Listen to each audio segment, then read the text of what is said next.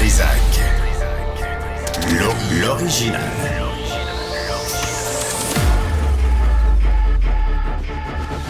Du Trizac. Votre plaisir coupable. Bonjour tout le monde, on est mercredi le 20 novembre 2024, j'espère que vous allez bien. Aujourd'hui, on va, écoutez, juste dire, faire le suivi, là, la famille Lee là, qui va se faire exproprier en janvier 2025 pour des travaux, par la STM, pour des travaux qui vont commencer à l'automne 2026.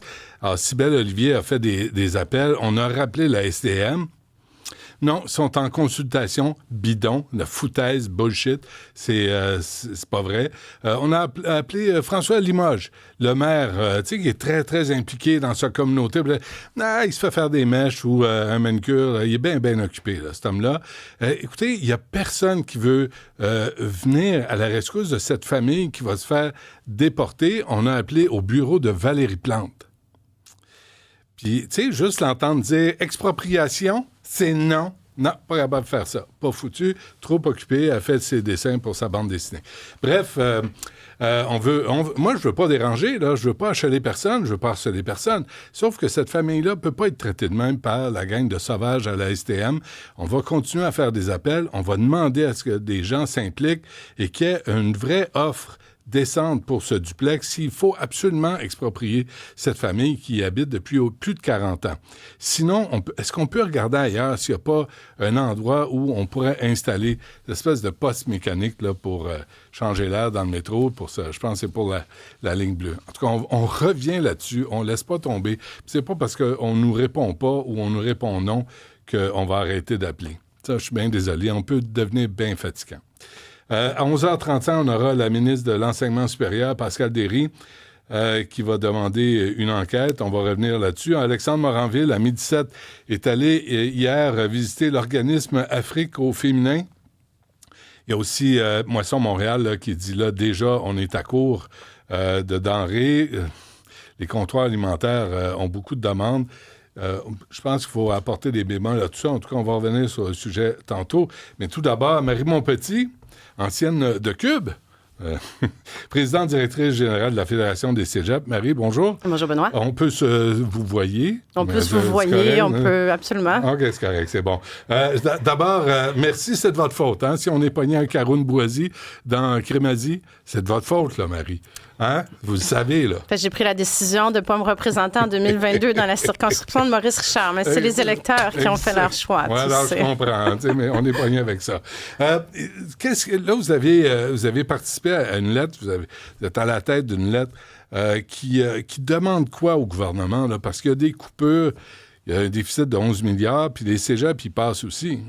Bien, c'est une lettre qui a été envoyée au premier ministre puis à la ministre de l'Enseignement supérieur là, au début de la semaine, qui est publiée, entre autres, dans le Journal de Montréal ce matin, qui est signée par l'ensemble des présidentes de conseils d'administration, en fait, des cégeps, là, des 48 cégeps du Québec, pour dénoncer un paquet de contraintes puis d'entraves qui sont mis en place depuis le début de la session. Puis pour résumer ça assez simplement, on se retrouve dans un contexte où il y a une augmentation du nombre d'étudiants dans les cégeps. Là, on est dans ce qu'on a appelé le mini baby-boom là, à la fin des années 2000, là, 2007. Là, c'est ces étudiants-là qui entrent. Là. Cette année, ça a été la plus grosse entrée au collégial, le plus haut nombre d'inscriptions depuis 25 ans. Super bonne nouvelle. On est content. Les gens font le choix de l'enseignement supérieur. Puis ça va se continuer comme ça pour une dizaine d'années, là, augmentation de 20 %.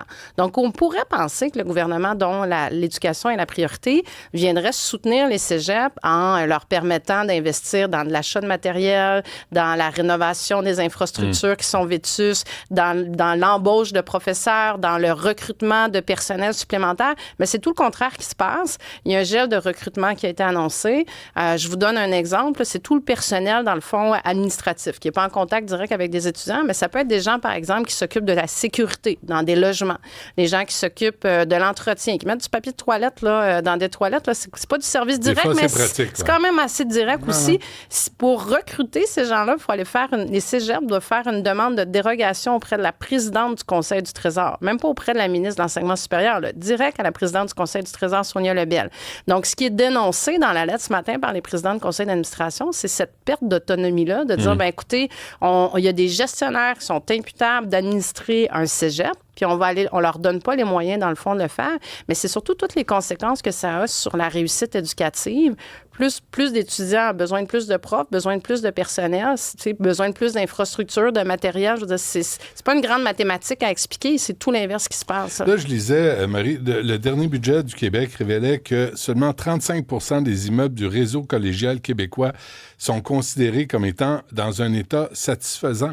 Ça veut dire qu'il y en a 65 % qui sont dans un mauvais état.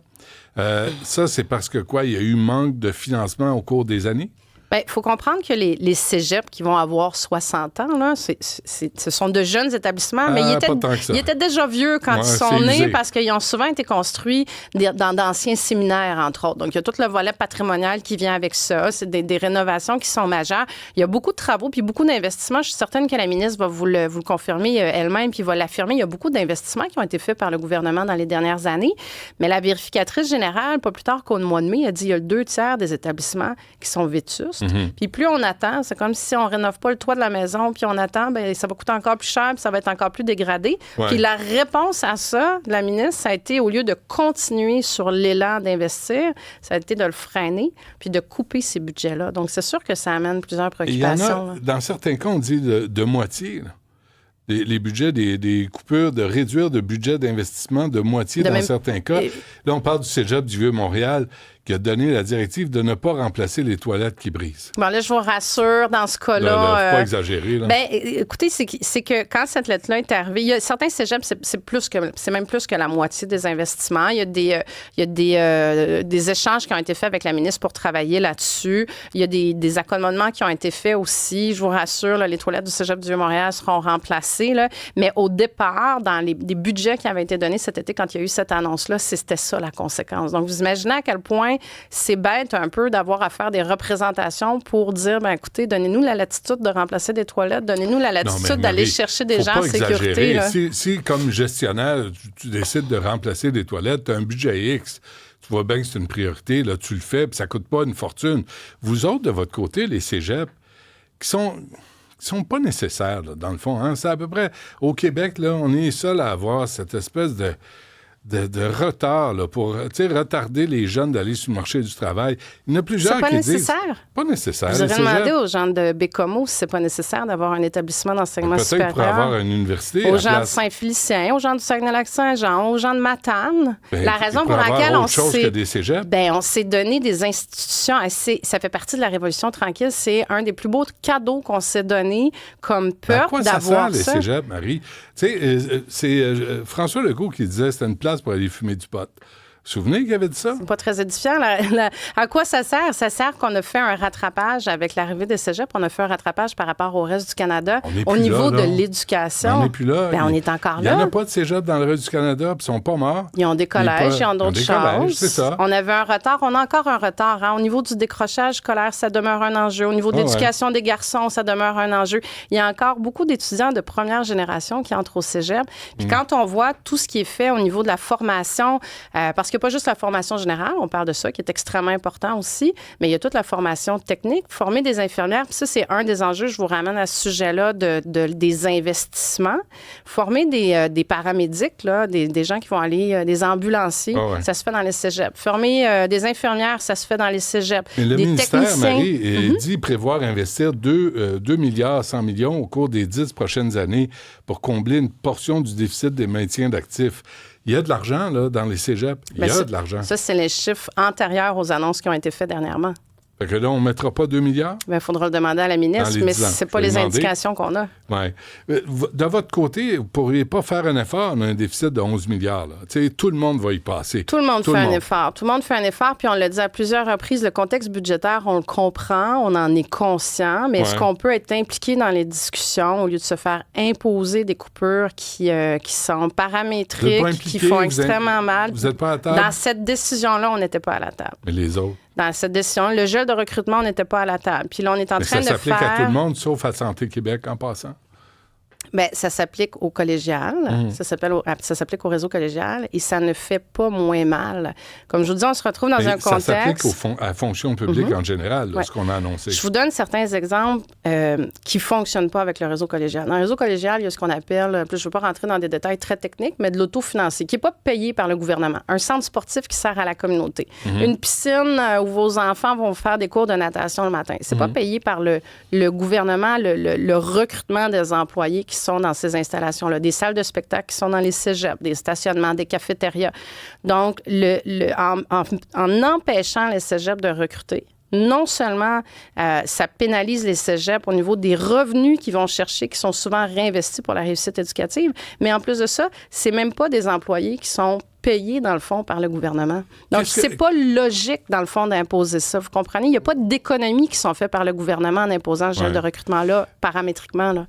OK. Puis là, je vous amène sur un terrain que vous n'aimez pas, là, mais on parle de presque 10 000 élèves étrangers qui sont inscrits, une hausse de 14 par rapport à l'an dernier.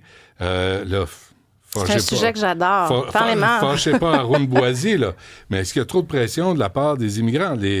On a accueilli beaucoup, là, au Québec. Des étudiants internationaux, bien, juste pour vous donner un ordre de grandeur, tu sais, c'est 5 des étudiants dans les cégeps. Là. Donc, c'est pas quelque chose d'extrêmement marginal. Là. Vraiment, au niveau des cégeps, c'est quelque chose de très contrôlé, très paramétrique. La raison pour laquelle il y en a deux raisons. Là. Une, c'est parce qu'on a répondu à l'appel du gouvernement pour de la formation de main-d'œuvre, donc en soins infirmiers, entre autres. Mais il y a certaines régions, je pense à Bécomo, par exemple, à Matane, des régions qui se dévitalisent démographiquement pour maintenir, justement, une offre pour les étudiants locaux. Mais il faut un certain nombre d'étudiants. On ne peut pas faire des programmes avec... Le gouvernement ne permet pas de partir un cours à 2 étudiants. Non, mais vous avez dit qu'il y a plus d'étudiants cette année, plus d'inscriptions que jamais là-dedans. Il y a les étudiants étrangers. Il y a 5 d'étudiants internationaux, en effet, qui sont majoritairement dans des cégeps de région qui ont besoin de ces étudiants-là pour justement soutenir l'accessibilité, je suppose, comme je vous dis, là, à Saint-Félicien, à Matane, dans certains programmes dont on a vraiment, vraiment besoin. Puis encore là, il y a des programmes qui attirent moins pour plein de raisons des étudiants du Québec, mais dont on a besoin localement, là, dont les PME, les entreprises ont besoin. Puis en allant chercher ces étudiants-là, bien, ça permet de répondre à des besoins de main-d'œuvre. Qu'est-ce que vous souhaitez en réaction à la lettre?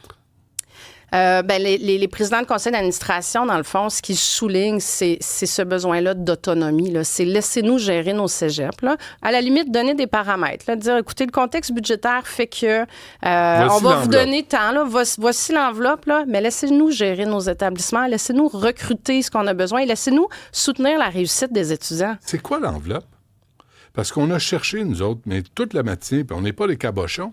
C'est quoi l'enveloppe budgétaire pour les cégeps au Québec? Ça prendrait quelques heures vous expliquer ça parce qu'il y a des enveloppes d'infrastructure, il y a des enveloppes de fonctionnement, il y a des heures rémunérées, il y a comme un paquet d'éléments comme ça OK, donc on n'est pas cabochons, là. C'est pas simple à comprendre. C'est pas aussi simple qu'on souhaiterait. Ben, c'est ça, je vous dis, c'est des enveloppes qui sont séparées. Je pourrais vous faire. Je vous ferai le 1 plus 1 plus 1 plus 1, puis je vous ferai le calcul. Puis on est de l'ordre de quoi? Moi, j'ai vu 1,4 milliard pour j'ai pas le chiffre sous la main. J'ai pas le chiffre sous la main. Puis, comme je vous dis, c'est pas juste une question d'argent, c'est une question de latitude sur la capacité de recruter, d'avoir des profs de plus. Des fois, ça se calcule, là, je vous donne une idée, là, ça s'appelle des heures rémunérées. C'est pour ça que c'est un peu compliqué. Puis on a tant d'heures. Vous êtes trop compliqué. Simplifiez vos affaires. Gouvernement. On demande juste ça, à ce que ce soit simple. C'est pour ça que je vous dis, la demande qui est faite par les présidents de conseil d'administration est simple. C'est laissez-nous nous gérer. Laissez-nous nous autoréguler, engager des gens. On a des étudiants qui ont des besoins. Puis là, les étudiants, la capacité d'accueil, c'est une préoccupation aussi. On fait quoi l'année prochaine? Il va en avoir plus. L'année d'après, il va en avoir encore plus. L'autre, vous l'avez vu, là, il y a des cégeps qui ont dit on n'a plus de place, on n'est pas capable là, de les faire entrer. On ne peut pas laisser des gens à la porte. Puis l'enjeu là-dedans, c'est est-ce que c'est les meilleurs qui rentreront pas ou c'est ceux qui ont plus de difficultés? Ceux qui ont plus de difficultés, s'ils rentrent, est-ce qu'on est capable de bien les encadrer, les accompagner? Je reviens justement souvent aux étudiants de première génération immigrants, aux garçons. Il y a vraiment une préoccupation sur soutenir ces étudiants-là, puis pas les perdre dans le continuum. Là, évidemment, vous êtes là, Marie Montpetit, je peux pas faire autrement. Qui décide ce qui va être lu dans les classes et ce qui ne sera pas lu dans les classes de cégep? Au niveau de la liberté académique, Ouais. les professeurs les enseignants ont leur liberté académique. Là. Je vous fais référence à l'article ici, là. Tu sais, des profs sous tension, des œuvres à l'étude, un livre de Michel Jean, contesté par des cégepiens. Qui décide dans une classe au cégep? L'enseignant.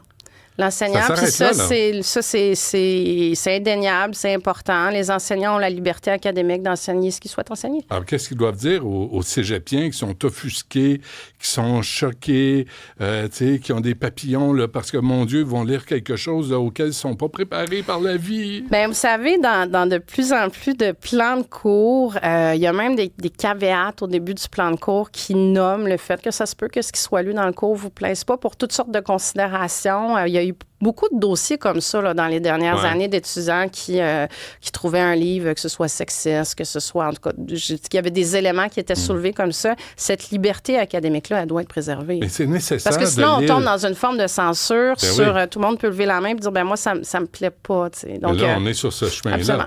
Et là, il faut que ça arrête. Mais le mot d'ordre doit venir d'en haut. Des cégeps, dire là, ça arrête. C'est pas les cégepiens, c'est pas les jeunes qui vont décider. Il faut lire des livres sexistes pour comprendre c'est quoi le sexisme. Je sais pas s'il faut lire des livres sexistes. Il faut s'instruire. Non, mais sur le passé, je suis pas d'accord Marie, avec vous là-dessus, mais Marie, il faut lire sur le... Je pense qu'il faut surtout faire confiance au jugement des enseignants qui ont la liberté académique de juger ce dont ils vont enseigner à leurs étudiants, puis d'avoir des échanges avec eux, mais de leur qu'est-ce qui apporter arrive si les étudiants se regroupent contre un prof? Qui va défendre le prof? Bien, ça va se faire au niveau du cégep, mais je pense que la ministre a un rôle à jouer là-dedans. C'est pour ça que j'espère que vous allez la questionner là-dessus, sur cette question de liberté académique. Mais il y a une posture gouvernementale qui doit être réitérée sur l'importance, parce que ça touche pas juste les cégeps, ça a touché beaucoup les universités aussi dans les dernières années, de rappeler cette liberté académique-là. Et d'avoir un cadre pour dire, c'est pas négociable. C'est ça, c'est le prof ou la prof en classe qui décide ce qui va être lu. Puis c'est pas négociable. C'est parce que si on ouvre cette porte-là, ça veut dire qu'on va jusqu'où? Ça veut dire que des étudiants pourraient dire, moi, je veux plus que ce bloc-là de l'histoire soit enseigné, je veux plus... on parle plus du référendum, j'ai un inconfort à ce qu'on... On parle plus du racisme, on parle plus de l'antisémitisme. Il faut en parler, il faut connaître le passé. Si on veut pas reproduire ce qu'on a connu de pire dans l'histoire de l'humanité, il faut quand même en parler. Mais je pense que c'est toujours une question d'équilibre, d'être conscient qu'il y a des sensibilités, c'est la façon d'en parler, mais c'est à l'enseignant d'avoir, comme je dis ça, ce jugement-là puis cette liberté d'enseigner. Dernière affaire, Marie Montpetit, au Collège Dawson, la coalition de résistance, l'unité étudiante syndicale se mobilise pour une grève étudiante en solidarité avec la Palestine, 21-22 novembre. Et là, c'est partout, là. C'est l'UQAM, l'UQAL, Collège Maisonneuve. Plusieurs cégeps aussi, partout, là. Pourquoi on tolère ça? Pourquoi les étudiants, en majorité, vont être punis, vont manquer des cours parce qu'il y a une gang de crinqués qui veulent gérer la Palestine à partir du Québec? C'est une autre bonne question à poser à la ministre Derry. J'espère qu'elle écoute notre rencontre. À vous, en fait, c'est que depuis 2012, depuis qu'il y a eu les fameuses grèves de 2012, la Fédération des cégeps a demandé de façon systématique à tous les ministres qui ont été là de revoir la loi sur l'accréditation étudiante, justement pour revoir la gouvernance. Parce que là, ce qu'il faut comprendre aussi, c'est que c'est pas encadré. Il n'y a pas de balise sur quel sujet peut amener à un boycott ou à une grève. C'est quoi le quorum? Il y a certains... C'est quoi le quorum? Il y a certains... sont 12 à décider pour ce que tous les Exactement. vont Donc, vivre. ça crée un enjeu. Puis cet enjeu-là doit être encadré davantage. Puis il n'y a pas un ministre jusqu'à un an. Puis je lance pas la pierre à Mme Derry en disant ça du tout. Là. Il n'y a pas un ministre envers elle non plus qui a osé se mettre les mains là-dedans. Mais la pression revient après ça. Ça crée un inconfort, effectivement, au cégep qui respecte ce que l'association se vote parce que ce n'est pas balisé. Puis ces quorums-là, c'est 2 dans certains cégeps, c'est 10 dans d'autres cégeps. Puis finalement, ça peut être un deuxième vote, puis un troisième vote, jusqu'à ce qu'ils arrivent à leur fin. Mais la situation... Jusqu'à 2 heures du matin, où il y a... On l'a connu à une autre époque. Là. Moi, je me rappelle, dans le cégep où j'étais, là, il tirait ça jusqu'à ce qu'il n'y ait plus personne contre sur place. Bon, ben c'est ça. Donc, la nécessité de baliser ça, elle est présente. Je pense que ça doit être fait une fois pour toutes parce qu'on se retrouve systématiquement dans ces situations-là. Mais le boycott en question auquel vous faites référence, il y a plein de cégeps, plein d'universités là, qui se retrouvent dans cette situation-là. c'est pas tant le sujet comme tel. Là. Ça pourrait être un boycott sur le climat. Ce serait géré de la même façon. Mais ça traîne depuis le 7 octobre, ça va faire. À un moment donné, il y a aussi une enquête qui va être demandée là, pour voir si les étudiants sont à l'aise d'aller, entre autres, au cégep. Marie, parce que c'est ce dont on parle ici. Est-ce que vous savez s'il y a des étudiants qui vous ont contacté pour dire « Moi, je suis pas à l'aise d'aller au cégep, je me sens intimidé, je me sens bavé, écœuré parce que je suis juif ou quoi qu'il en soit. » On n'a pas ce genre d'écho à la fédération comme on représente les 48 cégeps. C'est sûr que c'est une situation qui est peut-être plus particulière à certains cégeps. Est-ce que ça a été abordé comme sujet? C'est abordé régulièrement. Puis pour en revenir à la question de vous me demandiez, par exemple, à Dawson, la raison pour laquelle ils prennent la décision de suspendre les cours, ça se peut que ça arrive aussi dans d'autres cégeps. Ils attendent de voir s'il va y avoir des lignes de piquetage ou pas. La priorité, c'est d'assurer la sécurité des étudiants. C'est la première, c'est la priorité. Oui, mais là. en disant ça, tu étais à quatre pattes devant les plus crinqués. Au lieu de dire, il n'y en aura pas, puis les étudiants ont le droit de suivre leur cours, quels que soient vos... Il n'y a pas un cégep qui peut déterminer ça. Pourquoi? Ils n'ont pas autorité, c'est l'association étudiante. C'est l'association étudiante. L'association étudiante. C'est le droit d'expression, c'est la liberté d'expression. Le cégep ne peut pas gérer ça. Il ne peut pas dire non et ça n'arrivera pas.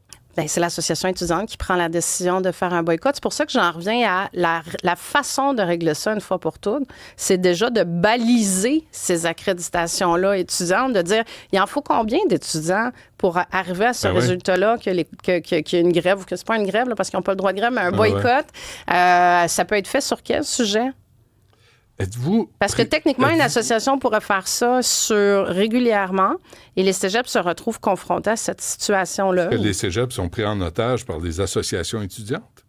Pris en otage, je pense que c'est un grand mot. Là, on parle de deux... Vous avez l'air complètement impuissante devant cette situation-là. Là. Vous n'avez pas le choix de laisser faire.